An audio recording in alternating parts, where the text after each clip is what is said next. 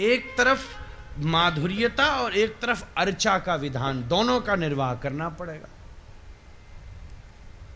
ऐसा नहीं हो कि शास्त्र विधि मुत्सृज्य, शास्त्र की विधि छोड़ दी जाए और दूसरी तरफ जो भाव की प्रधानता है उसके भी निर्वाह की आवश्यकता है। यही हम लोगों की परिपक्वता है। हमारे परिवेश में शास्त्र की विधि का उल्लंघन नहीं होता और उसके अंतर्गत अपने माधुर्य भाव की उपासना होती है। पर कई प्रणालियों में भाव की प्रधानता में कई बार शास्त्र विधि का भी उल्लंघन हो जाता है। व्रत आदि का, एकादशी आदि का निषेध हो जाता है। एकादशी की महिमा लिखी है।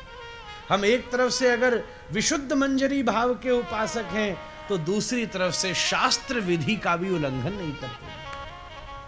आनंद की बात यह है, राधा रमण जी में सेवा होती है बहन जी, तो भीतर एक तरफ वेद मंत्रोच्चारण भी होते हैं और दूसरी तरफ श्री बधाई के गान भी होते हैं। जन्माष्टमी का आप उत्सव देखिए, अभी आने ही वाली है, या जन्म पुनों का उत्सव होता है तो राजोपचार विधि से राधा रमण जी का पूजन होता है।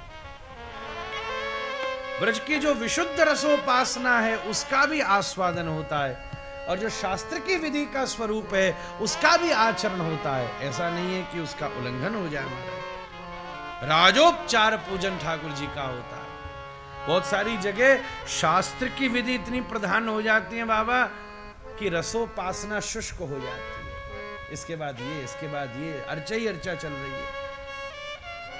और कई जगह रसोपासना इतनी प्रधान हो जाती है कि कई बार शास्त्र विधि भी, अपरस की विधि गौण हो जाती है, व्रत आदि गौण हो जाते हैं। श्री महाप्रभु श्री जगन्नाथपुरी में गौर हरि को एकादशी का प्रसाद मिला तो एकादशी की महिमा गाई और जैसे ही द्वादशी का मुहूर्त लगा तो उसका आस्वादन किया।